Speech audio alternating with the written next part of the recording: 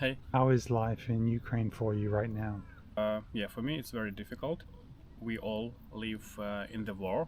We have rockets every day in every city. You have to choose either you go to the shelter or you stay, for example, at your apartment. You take this risk and you have to decide like should you go to the shelter or you should stay. Yeah, I think other reason is for which is difficult for me, for example, is being man because every day we can be mobilized to the front line. Of course, we have to have mobilization in Ukraine because we need forces which gonna fight. But we have other side of the coin, which we call here in Ukraine forced mobilizations. Yeah, just in a few words, it's a process when you illegally can be taken from the street, from wherever military service can find you, and you illegally can be taken and be sent to the front line. Could you talk a little bit about what happened to you? I'm working as a teacher at the government school or usual school, and I have official uh, permission to avoid mobilization purposes. We have it in law, very strictly written. But when I was at summer camp with the children, we came to the railway station, and border guard just came to me with a few questions like, "Who am I? What am I doing here?" and so on. After explaining them and showing them all of my docs, they just decided to took me to their border checkpoint to verify all of my documents. This detention was a little bit illegal because no one can take you without drawing up the administrative protocol. Yeah. But when I asked them, guys, you have to put it on paper before taking me from here, I mean from the railway station, they threatened me like, okay man, we just take you by force, or you go on your own with us without any protocols. And of course I was agreed on it and like, okay guys, let it be. And we came, they verified my documents for many hours, and later they just passed me to military recruitment points of that place, of that city on the west of Ukraine. It was also illegal because in the administrative protocol they just said that I was released and that all of my things like phone, my bag was returned to me, but it wasn't true because all of these things were passed to a military service recruitment point. And yeah, those guys from the military recruitment point, they just came and took me and all other people that were there at that moment by force. Like for example, I asked border service like, guys, please help me, they're taking me by force. They don't have permission on this. And even one policeman that was there at the place, he said like, okay, they are completely right, they have a permission for this and etc. But I said like, okay, they don't have law that regulates this, and they don't have permission to do it by force or something like this. And no one wanted to discuss it really big, so they just took me and other guys who were there, and they delivered us to their recruitment point where they are locating, where they are working. So during 2 days I was stay there without any connections with my natives and with my friends and relatives, yeah. Before I was arrested by military staff, I was able to send a message to my friend about location, about short description of the situation, what happens, and I think only this helped me to escape from there. Because my friends tried a lot of official resources for which government says that it works, but unfortunately all of the approaches that were provided in the internet, like call to the police, call to the NABU, you need to put a claim to the judgment of the local place where it's located. But all of these approaches, they didn't work, and only like the connections of friends and friends helped me to helped me to be released from the military center. But during those days, what happened there? The military tried to convince me to sign different paper. So firstly, they used different methods like threats or something like this. Yeah. No one. Threatening, yeah. Huh? Threatening you. Yeah, it's threatening. Like you're gonna be. If you don't sign it, you're gonna move to the worst places in the front line or something like this. So no physical. No physical stuff. I mean, Yeah. no one Beat you kicked or me. something, yeah. But I heard stories from other guys that were at the place with me, that a few of them were kicked. Personally, to me, no one uses force. I mean, at that place, at that time. But yeah, we had a food, thanks to them or God, I don't know. You were there for a few days.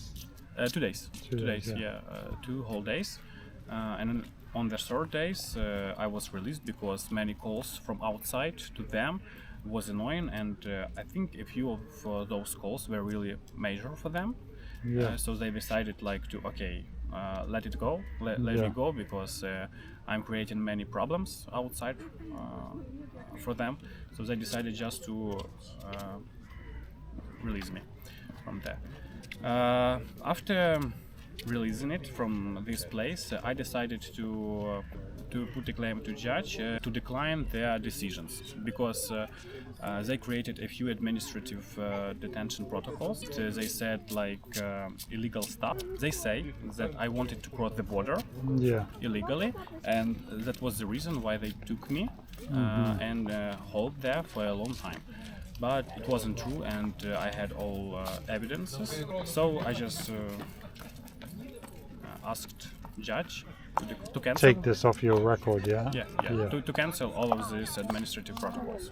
Yeah. Currently, the judgment is in progress, so no updates on it. Yeah.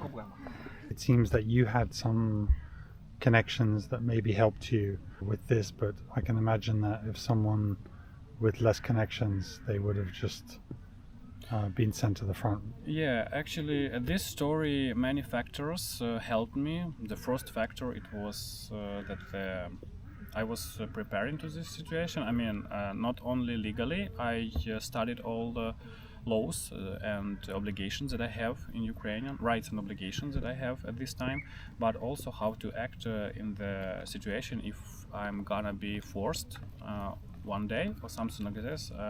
So I was able to contact my friends at the proper time, because they started to react really quickly. I think in 1 hour of my detention and losing the connection with me, they started to act and calling at all services that possible to use to help me. And so I think it's very important. But many people don't realize the problem and they are just I don't know. You can just walk to the shop and you can be stopped by military recruitment point, and they ask you a few questions. And firstly they tried to take you by your own. So let's go with us. It's gonna take a few minutes to voluntarily. Verify. Voluntarily. But later they won't let you go away from there, and they're gonna process you. They're just gonna take you and took your phone, and you would lost the connection with the world, and you can't do anything, and you can't find information what to do at these specific situations. And actually, I would say it was latency stuff. Latency forcing stuff, because they like proposing you to go with them for a few minutes, but later the situation is completely changing. Other cases, we have a lots of video. Latency, like they kind of tricking you, or they. It's like they saying it's gonna spend I don't know 10-30 minutes to verify something like this, and we'll let you go after. But when they are verifying your documents, they would find something awful, something like this, and it's gonna be the reason why you have to stay there, or even mobilized. I don't know, in a short time. Other cases, we have lots of them in the internet. like when just people take a video how other people are taken by force to the bus, to the cars, and etc. Yeah.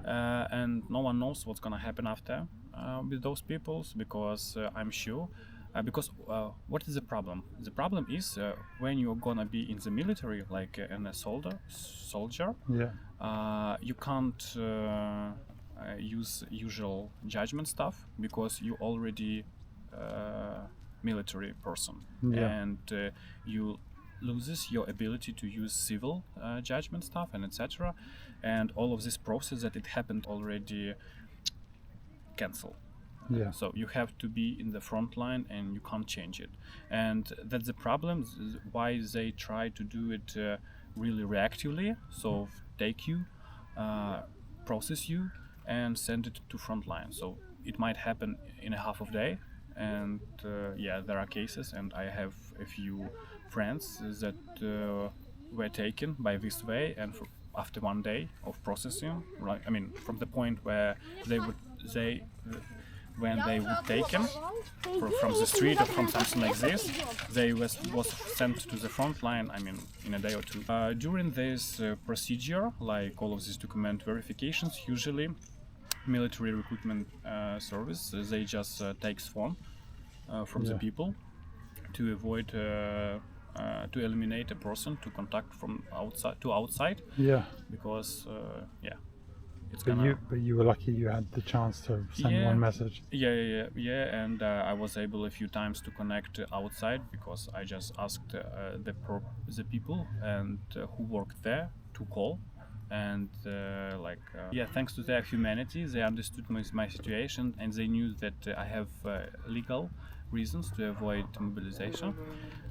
They like, okay, just call it quickly and etc. I knew a few numbers of my friends which I contacted before, like to synchronize their actions and to exchange what happened in here and what should I do, or maybe some other informations, and I asked them to act or to contact those people to help me or something like this. Yeah, so yeah, thanks to this teamwork, I was able to escape, but not many people doing like this, and it's not their problem. It's a problem of a government that tries to cheat on people, and I'm sure the government knows about it, but they just ignores it. There are lots of discussions in parliament. A few government deputies, they say about it, like we have a problem here, but actually the major government, I mean like president or their close persons, they don't react, because I'm sure they know about it, but it's not a priority. Yeah, it's not priority for them. Doing it by force that they currently do, of course, no one says officially about it that it's taken by force, and of course officially they judge it that, oh no, it's impossible, like we don't okay, we are not okay with this or something like this. But anyway, it happens, and for sure it happens under jurisdictions of more powerful governments. Yeah, or like more powerful people. Yeah. Yeah, more powerful people.